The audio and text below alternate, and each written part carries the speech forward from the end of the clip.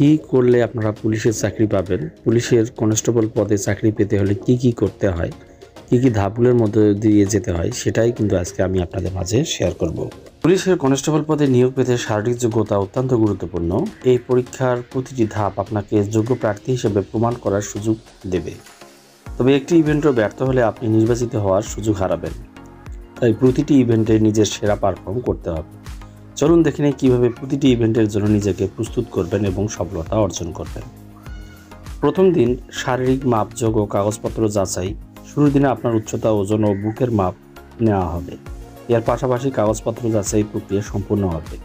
আপনার শারীরিক ফিটনেস যদি পরীক্ষার মাপকাঠির সাথে সামঞ্জস্যপূর্ণ না হয়, তবে আপনি পরবর্তী রাউন্ডে যেতে পারবেন না।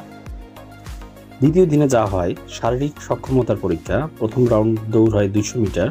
ছেলেদের জন্য 28 সেকেন্ডে 200 মিটার, মেয়েদের জন্য 34 সেকেন্ডে 200 মিটার। এই দৌড়ের জন্য শরীর চর্চা ও গতির সঠিক ভারসাম্য প্রয়োজন।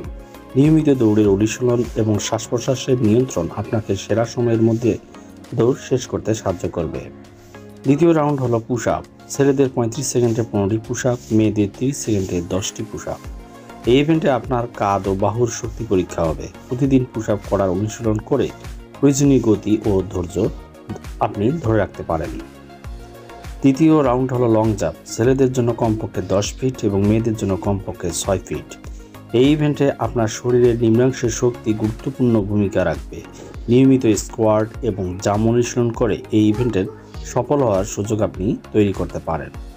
চতুর্থ রাউন্ড হলো হাই জাম্প। 3.5 ফিট এবং মেয়েদের জন্য 2.5 ফিট উচ্চতা। এই চ্যালেঞ্জ অতিক্রম করতে পায়ের গতি ও স্থিতিস্থাপকতা বাড়ানো জরুরি। প্রতিদিন একটু একটু করে উচ্চতা বাড়ানোর চেষ্টার মাধ্যমে নিজেকে আপনি প্রস্তুত করতে পারেন।